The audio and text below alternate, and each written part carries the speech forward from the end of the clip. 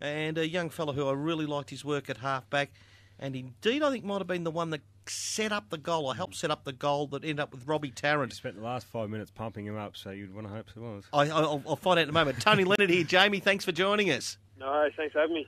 Cam Mooney alongside me, and Cam just said, I hope you're right when he said Jamie was the one that set up, or eventually initiated the move that ended in the Robbie Tarrant goal. Have I got that right? Oh, it wasn't. You could say that, but it was more just a little bit of a run to handball to flash on Matty Campbell, and he did the rest of it. Now, just hang on, son. No, that's a bad answer there, That's Jamie. a bad answer, James, for one very good reason. The truth is, you hit the pack hard, you chanced your arm, you broke a line, and you set it up. Just tell us you won the game for him, mate, and we'll be wrapped. I'm not going to say that at all, because I'm not sure I got a sniff in the first half. So. But just as we go through, and Cam Mooney will fire a couple at you after this, Jamie, but hand on heart, the truth must be told here. When Robbie was lining that kick up, what did you think? I've seen him kicking at training, and I was pretty confident. He's got a nice leg on him, so I was pretty confident, and straight in front, he doesn't miss them. So. Hey, Jamie, you blew the cobwebs out, obviously, mate, and you've spent the day, obviously, having recovery, going through your analysing the game with your video review, and what were your thoughts in the end?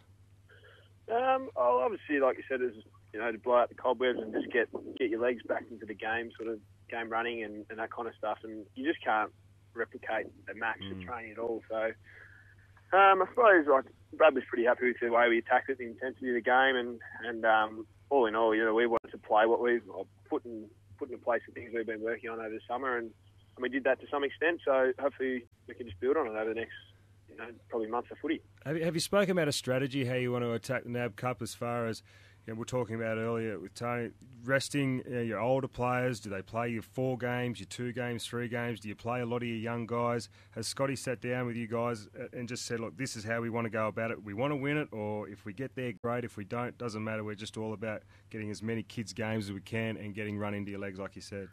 We haven't actually really spoken about as much as, who's playing what game, and, this person's only going to play 2 or 3 or that kind of stuff. But, the one thing that Brad has always said, if we play footy, you play to win. And I suppose, obviously, as soon as you step over that line, game's on, so you can't really take it easy or anything like that. And, then you look at the club, and we've got probably 30 to 35 blokes that could realistically be playing best 22 footy. So, everyone's out there to put their best foot forward. So everyone's attacking it 100 miles an hour, and that's the way I see it going for the next sort of month. Yeah, and just cause I was calling the game, or called all the games on Friday night, I just couldn't help but notice that even that first game, there seemed to be a real intensity to it, a bit more almost than the same time last year when the sort of round robin of 3 was there. Is that what you felt and the team felt? Yeah, there was definitely. It's different because obviously, like I said before, there's nothing compares to a game, so it was definitely a step up. But in terms of an AFL game, it's premiership points match is probably not up to the same standard, but it was definitely higher, and I think it's getting more and more intense every year. I've played, it's my 3rd year now, and I know every year it's gone up a notch, and so I suppose it's just last year's NAB Cup, this year's NAB Cup probably has gone up a notch, and I'm sure the home and away season will go up again. You're going to get some time in the midfield this year, Jamie. I know it's, most sides now you really do need at least half a dozen to a dozen players who can rotate through the midfielder. Yeah. Have you got to set the coach down, mate, and just give him a little tap on the shoulder? I'm trying my hardest, but we've got a lot of blokes like Jack Siebel and Andrew Swallow and Daniel Wells who are going along pretty nicely at the minute inside the square, and we've got a lot of other boys, and Ben Cunnington and Ryan Bassanack who can also float through there as well. But I've put my hand up to try and step up into a midfield, but more of a sort of a wing sort of position, I suppose. But slowly working at it, and hopefully when the time comes, or if it comes, I can jump at it and go in there. I thought your work was good. Modesty aside, I thought it was good, and I also like Kieran Harper's work off halfback as well. He seems really nice and assured when he gets the footy. Yeah, he's got that burst of speed, I suppose, which is what you sort of need, and he's got the ability to break the lines and get the ball in his hands, and he can just go, and he's nice by foot as well, which can sort of set us up, and I suppose you were there obviously, and he did a few times on Friday night, which is good. A player that certainly interests because of his high draft pick, that's why he's in focus, is Ben Cunnington. And to me, he looks like he's fined down a bit from last year, or is it just, he had his jumper out, and the blue and white stripes can actually, slim down the larger man. It slims you down, believe me. The hoops didn't work for you, Cam. The hoops don't work. But he struck me, and I liked his game on Friday night, or the time he was out on the field. Has he sort of modified his training a bit to, I suppose, get a bit more endurance into him? He's probably done the complete opposite. He's done every single session this pre-season. He's just attacked it full on, and he's been probably, in my eyes, one of the biggest improvers in the fitness department over the pre-season. And like you said, he was pretty good on Friday night, and I'd probably credit that to his performance. He's been working hard on his fitness, and over pre-season, like what you were mentioning before, he hasn't necessarily modified his program into getting him fit or anything, but there was just more volume in the legs, and he's been able to get out on the track. And 2 pre-seasons before, he's had stress fractures, and then he's had his knee injury and all that kind of stuff. So he's had interrupted pre-season. So hopefully, fingers crossed, he can keep it going.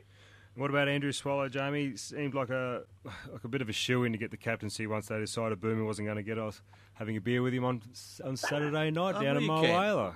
He looks extremely fit, and look, he just looks like an unbelievable leader for you guys the next few years.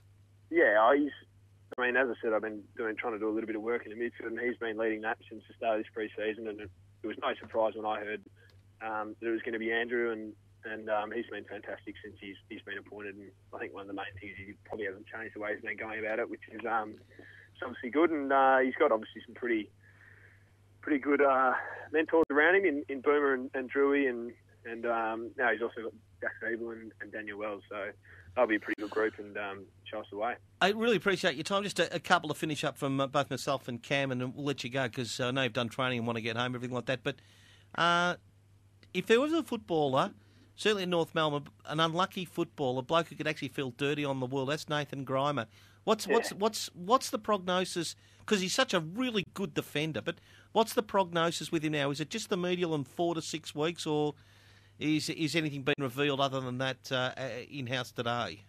No, it was just all I've heard is the medial 4 to 6 weeks. So as I said, he's been pretty unlucky with the injury front, but he's the kind of guy that doesn't trouble him. He'll bounce back and he'll be back on the park in no time. So, just speaking of injuries, Jamie, how's the cheekbone, mate, from last year? Yeah, it's fine now. It's I've still got the couple of screws and plates in there, but now it's stronger than ever with them in there. So it's good. And I suppose nowadays footy, you don't really have time to think about things. So yeah, she's go and get one of those gorgeous headgear helmet things to put on. They're horrendous. I had a few blokes threw them up, but I'll pass on them. Good stuff. Hey, Jamie, let you go. Appreciate your time. I thought all 3 teams, all supporters from all 3 teams, would have left Friday night liking what they saw. And I had a chat to a North Melbourne great of the club, a modern-day great, David King, who obviously played at half-back, and he was full of praise for your work on Friday night. So good luck, continued good health, and obviously we get another look at you, I'm assuming, against Sydney in a couple of weeks' time. But as the Kangaroos roll on for the season, hopefully we can have a chat. And you've cemented that spot in the midfield. And who's he got rid of? Has he got rid of Zeeble, Bastanak? No, he would have got rid of one of them, I bet. Good on you, Cam. Thanks for joining us tonight, Jamie. Thank you very much. Thanks for having me. Jamie Macmillan from the North Melbourne Football Club.